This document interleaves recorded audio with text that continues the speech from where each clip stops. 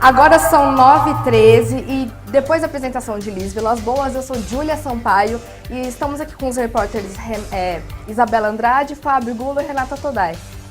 Isabela, qual que é o seu destaque? Olá, Júlia, bom dia. Eu trouxe mais informações a respeito da taxa de poluição do ar, que se tornou um grande desafio, principalmente nas 3 cidades aqui da RMC. E Fábio, você vai falar sobre esporte, não é isso? Isso mesmo, bom dia, Júlia. Eu vou falar sobre a preparação do Brasil para o Mundial de Futsal e as expectativas em torno da competição. E Renata, você vai falar sobre Viracopos. Isso, eu vou falar sobre o atraso nas obras de Viracopos, que já passam de 2 anos. Então vamos começar com a Renata, que falou sobre o atraso das obras de Viracopos. Você confere aqui com a gente. Atraso nas obras do Aeroporto Internacional de Viracopos já passa de 2 anos. O prazo era para o dia 11 de maio de 2014. A ideia era que o aeroporto ficasse pronto antes da Copa, mas pedestres ainda desviam de áreas interditadas. A obra é executada pela concessionária Constran, pertencente ao UTC, cujo presidente Ricardo Pessoa está em prisão domiciliar por corrupção, investigado pela Operação Lava Jato. Por descumprir o prazo, a concessionária pode ser multada pela Agência Nacional de Aviação Civil, ANAC, em R$ 170 milhões, mais de 1,7 milhões por dia. A concessionária alega que faltam apenas alguns reparos, como ar-condicionado, instalações elétricas e sistema. Mas por conta disso, o orçamento inicial de R$ 2 bilhões hoje já passa dos 3 bilhões. Já se passaram 2 anos do prazo de entrega das obras para o aeroporto de Viracopos, não é isso, Renata? Isso mesmo, Júlia. O aeroporto era para ter ficado pronto dia 11 de maio de 2014 para a Copa, mas até agora não está 100% pronto. A maioria da obra já foi entregue, mas ainda não está 100%. E a empreiteira foi multada por 90,5 milhões, corrigindo, não foi por 107 milhões, foi por 90,5 milhões. E vale ressaltar que o atual presidente da empreiteira UTC, o Ricardo Pessoa, ele é um dos principais delatores da Lava Jato. Ele foi preso em 2014 e condenado como réu em 2 delações.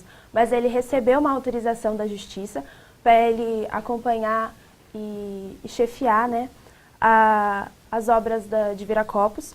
E enquanto ele trabalhava, ele foi obrigado a utilizar a tornozeleira eletrônica o tempo todo. O aeroporto de Viracopos foi um dos primeiros do país a ser privatizado, né? Ele tem investimento de capital privado e tudo, mas fez uma obra muito maior do que realmente é necessário para a nossa região aqui, sabe? O aeroporto se tornou uma obra faraônica, sem às vezes a abrangência que é preciso para a nossa região. Muito devido em função à obra da Copa, que foi muito maior do que se precisava. E agora também eles estão construindo mais um terminal no aeroporto. De 8 milhões de metros quadrados que hoje tem o aeroporto, vai passar para 20 milhões de metros quadrados. Aí, vamos ver, né? Vamos ver. É tudo muito complicado tudo isso. 3 cidades da região estão no ranking de cidades com maior índice de poluição do ar. Vamos acompanhar a matéria que a Isabela Andrade fez. Acompanhe aqui com a gente. O terceiro relatório global, levantamento divulgado a cada 2 anos pela Organização Mundial da Saúde, a OMS, que aponta a taxa de poluição das regiões metropolitanas, analisou 45 cidades brasileiras. Dentre elas, 3 são da região metropolitana de Campinas. Americana, Paulínia e Campinas apresentaram elevadas taxas de poluição, a mais que o aceitável pela OMS.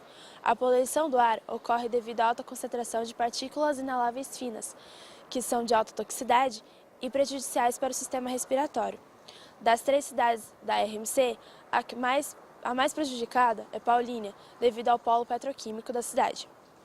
Já a Americana é prejudicada devido às queimadas da cana-de-açúcar e Campinas, além das queimadas, também sofre com a alta frota de veículos e a grande quantidade de indústrias. Isabela Andrade, para o TJ PUC. E no ranking divulgado pela OMS, Paulínia é ainda mais poluidora do que Campinas, sendo que Paulínia é bem menor em número de habitantes, não é mesmo, Isabela? É isso mesmo, Júlia.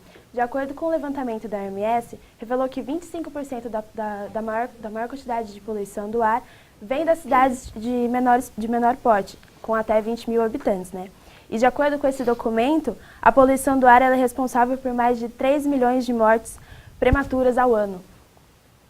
A poluição do ar é o maior risco ambiental à saúde.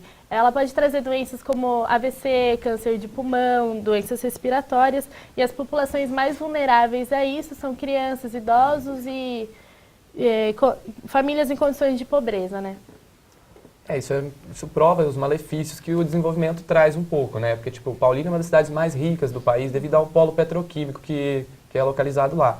E traz muito prejudicial à saúde, né?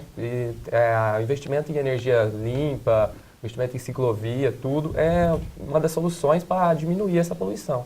Isso é muito preocupante para as cidades e também para a saúde da população.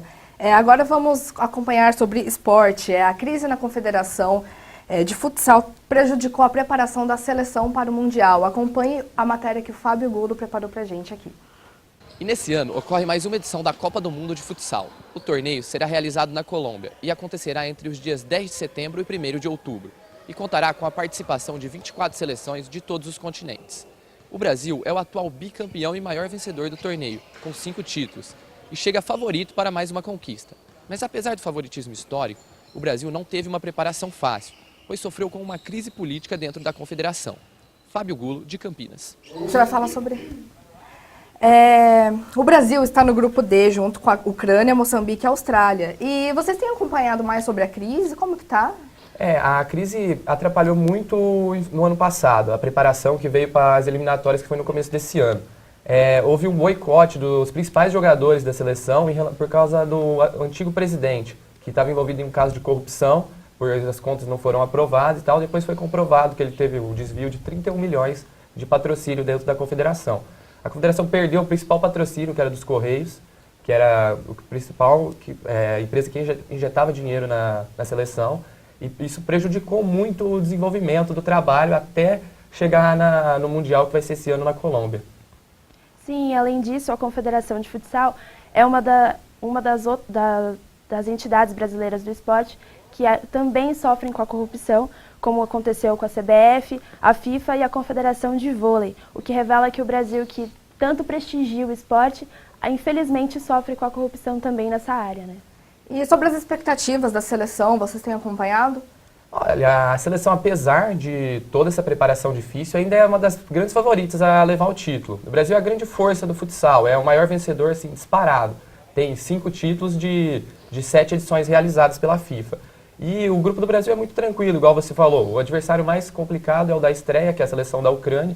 O Brasil não deve ter dificuldades para passar, deve passar tranquilo na primeira fase.